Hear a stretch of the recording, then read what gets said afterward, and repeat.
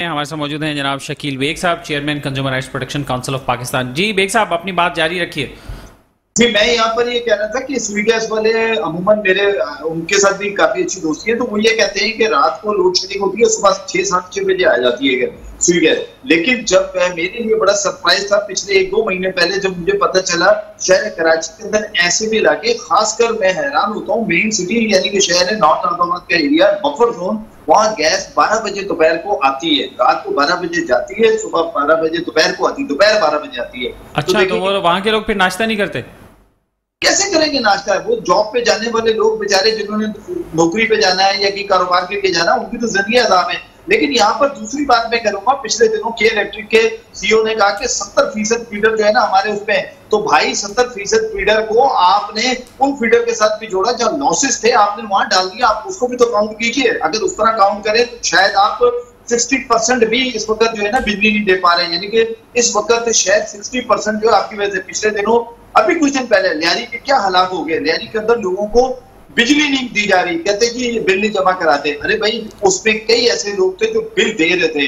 इस तरह कई इन्होंने पता है एक बड़ा खतरनाक गेम किया हुआ है, और वो गेम क्या है कि जैसे मिसाल के तौर पे कुछ ऐसे इलाके हैं जहां इनके लॉसेस ज्यादा होते हैं, ये क्या करते हैं, जो वो फीडर जो पॉजिटिव होता है उस पॉजिटिव फीडर के साथ उस एरिया को जोड़ देते हैं। जब उस एरिया को जोड़ते हैं तो उस लॉसेस को बर्दाश्त करने के लिए, उसको कवर करने के लिए ये क्या करते हैं, फिर वो लोड शेडिंग कर देते हैं उस एरिया में। कभी 1 घंटा करते हैं, कभी 2-1.5 घंटा करते हैं, और कभी 3 घंटे पे लेके जाते हैं, और फिर मेंटेनेंस के नाम पर ये बिजली को बंद कर देते हैं। आप यकीन करें कि इलेक्ट्रिक ने तो लोगों को ज़हनी मरीज बना दिया है, और खुद नहीं, इनके अपने मुलाजमीन भी ज़हनी मरीज बन गए। उनसे जब मेरी गुफ्तगू होती है, जब मेरी बात होती है, यकीन करें वो खुद ज़हनी मरीज बन गए। वो कहते हैं कि हमें खुद समझ में नहीं आ रहा कि हम किस ट्रैक पे चल रहे हैं। जो मालिकान मालिक वाला इसकी कंपनी है, लेकिन ये कैसी मालिक की कंपनी है कि अगर कोई प्राइवेट कंपनी, कोई प्राइवेट अदारा गलत काम कर रहा होता है तो उसको रोकने के लिए कोई ना कोई अथॉरिटी काम करती है। या नेपरा जो है वो अपने ठंडे कमरों में बैठी रहती है, वहीं बैठकर वो हम लोगों से पूछती है,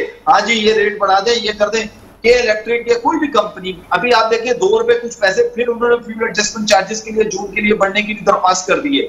तो कहने का मेरा मकसद ये है कि बिजली महंगी से महंगी तरीन हो रही है, उस पर टैक्सेस इतने ज्यादा लगे हुए हैं, टैक्सेस के साथ अच्छा टैक्सेस और ज्यादा ऐसे हो जाते हैं, यूनिट जैसे ही वो बढ़ता है यानी कि वो उसकी कीमत बढ़ती है, फिर उसी तरह टैक्सेस के साथ होता है। ऐसा नहीं है कि फिक्स टैक्स हो के चलो जी 1000 रुपये आपने ले लिया, ऐसा नहीं है। आपने अगर जितने यूनिट, और फिर मैं यहाँ पर चूंकि टाइम कम है, मैं सार्फिन को ये भी बता दूं, कई मरतबा होता है कि मीटर की रीडिंग करने वाला जो डेट होती है उससे 5 दिन 6 दिन के बाद आके रीडिंग करता है, तो आपका स्लैब बदल चुका होता है। उस स्लैब की सजा आपको ये मिलती है कि आपका बिल जो होता है वो ज्यादा जनरेट होता है। इसके अलावा अब आजकल नया चीज हो गई है कि जब पीक आवर्स एंड जो ओवर्स है इसका बहुत ख्याल रखें, क्योंकि 3 फेज के ऊपर पीक आवर्स इंप्लीमेंट होता है। 6:30 बजे से लेकर 11 बजे तक का ये टाइम होता है। इसमें कोशिश करें कि आप अपने आप को बचाएं, क्योंकि उसमें ये यूनिट इंतहाई महंगा कर देता है। अच्छा, यहाँ पर एक ऐसी वीडियो एक दोस्त ने